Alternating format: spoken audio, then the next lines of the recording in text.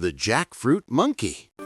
Deep inside a jungle, a playful monkey was hopping from tree to tree when a sweet smell caught his nose. He followed the scent and found the biggest, juiciest jackfruit he had ever seen. "Wow, my lunch is ready," he said, jumping down eagerly. He tore the jackfruit open and gobbled it up, bite after bite after bite. But suddenly, his body began to change. His legs turned green and spiky, like the jackfruit skin. Half monkey, half jackfruit. He stood there in shock.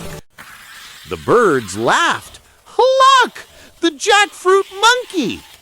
At first, he felt embarrassed, but soon he realized he was special, one of a kind.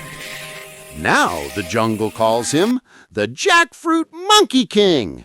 And he says, "Love what you eat, but don't become it."